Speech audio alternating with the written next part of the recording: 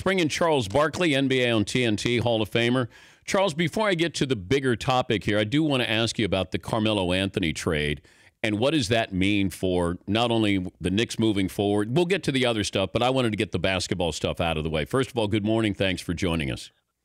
No problem. Thank you for having me. I thought it was a good trade for the Knicks. I'm a big Cantor fan. So now they can start their rebuild in earnest. I don't know how this thing's going to work in Oklahoma City. I think that there's going to be so much noise on it because if Russell doesn't sign his extension soon, I think people are going to assume he's going to leave. And I think people are already assuming that Paul George is going to leave. So they're going to be having to answer that all season long.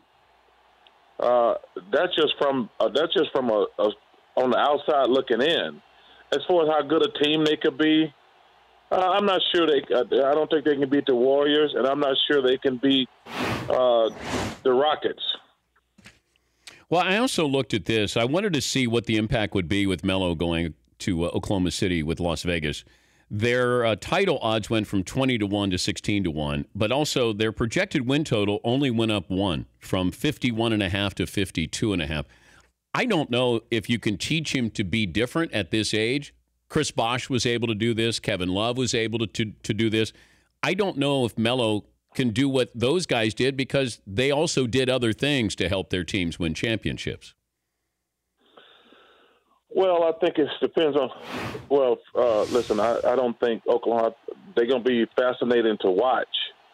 But I don't. Carmelo's a terrific offensive player, and I don't think that's going to change. I don't think he's going to get great, or he's going to become a great rebounder and a great defender. To be honest with you, but he's a good player. He's obviously on the downside of his career. But it was a good trade for the Knicks. They got, like I said, they got two good players, and they can start going forward now. Yeah, they get rid of Melo's salary, which is the biggest thing I think they wanted to do. Also, D. Wade is out in Chicago, and you look at the options. Does he go back to Miami for a homecoming? Does he reunite with LeBron, maybe the San Antonio Spurs? What do you think where do you think is the best place for D. Wade now? Well, I think he's going to go to Miami. I do. I think Miami probably be the best fit for him. He can go back there and get a hero's welcome. He's not going out west. No, he don't want that fight. The West is loaded. He don't want that every night. And listen, Cleveland, I'm not sure how much he'll help Cleveland. But he'll probably go to Miami because that's just a great homecoming. Talking to Charles Barkley, the Hall of Famer, Turner Sports NBA analyst. If you were on the Golden State Warriors and you had to vote, how would you weigh in on wanting to go to the White House or not? Well, I think anytime you get an opportunity to go to the White House, it's an honor and a privilege. Don't care who the president is. I think you should go. And if you have some disagreements, I think how many times are you going to get an opportunity to sit down with the president and discuss some issues with him? I mean, not going is over with. It just get these gas bags on TV and radio, something to talk about. He's not going to go now, so it's over with. I mean, how many chances they would have had a chance to sit down with the president of the United States and say some things. Now that's not going to happen. Now these idiots on TV and radio are going to talk about it, that's where we're at now. People just talking. Okay, how do we move this forward? Well, that's important. Dan, you said something earlier, and it always annoys me when people said, Dan, I've never voted Republican a day in my life. I'm a Democrat, and just for the record, Democrats aren't doing anything for black people either, just for the record. Oh, okay. Well, then I apologize. I thought we had talked about you talking about being a Republican before on this show. No. My mother asked me, was we a Republican or Democrat? And she said, only rich people are Republican. I said, you do know we're rich, right? So people assume that I said that. But okay. I do want to make that clear. Okay. I've always voted Democratic, but they're not doing anything for us either. I want to make that clear. Okay. They're not doing anything for us either. That, to me, is what the big question is. We have spent so much time. The media has hijacked this entire I said this like 3 weeks ago.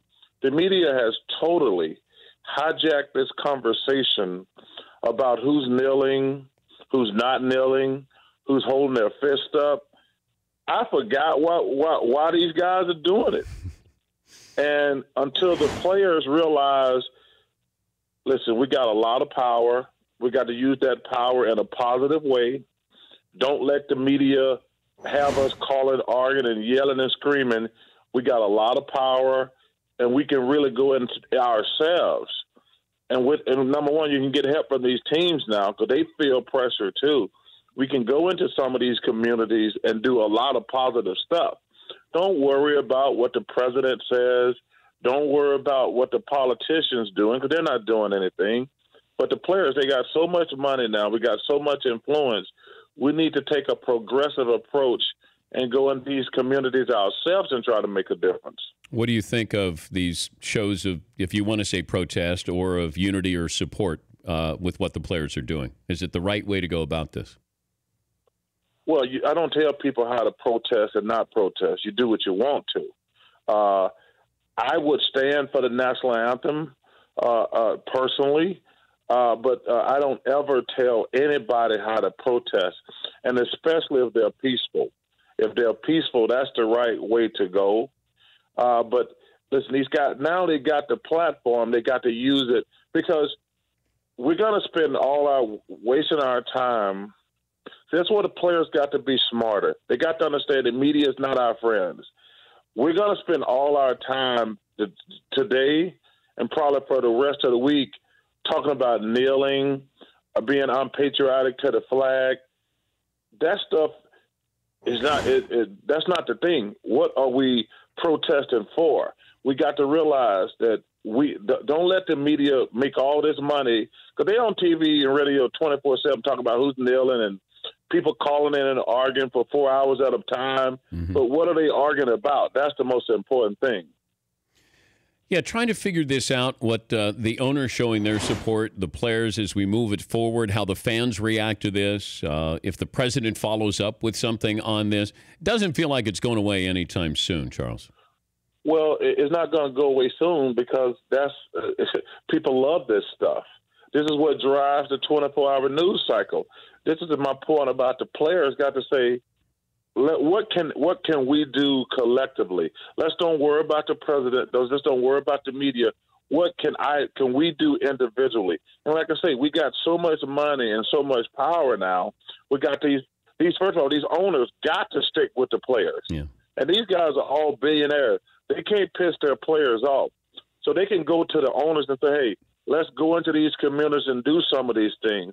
But instead of wasting time about kneeling and who's protesting, don't lose the message. They got a lot of power now.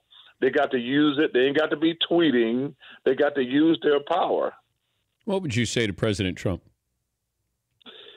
Well, it's interesting that somebody with that much power is spending his time on Twitter. We got the situation. Think about it, Dan. We got 3 natural disasters in this country right now. We got Texas, we got Florida, we got Puerto Rico, and he's spending his time worrying about who's kneeling on the sideline. And like I say, I was embarrassed because, I got all those ignorant rednecks down in Alabama who went crazy when he said it. Why does all the bad stuff always happen with idiots in Alabama? It pisses me off. I understand. I'm from the South, and I know the South is always going to be full of a bunch of rednecks. But it's still frustrating every time something really stupid and bad happens. It happens down South, and unfortunately it's in my state now, and that sucks. Always good to talk to you, Charles. We appreciate your time. All right, my brother. Y'all take care. Keep up the great work. All right. Charles Barkley, Democrat and Hall of Famer. The Dan Patrick Show, weekday mornings on Audience.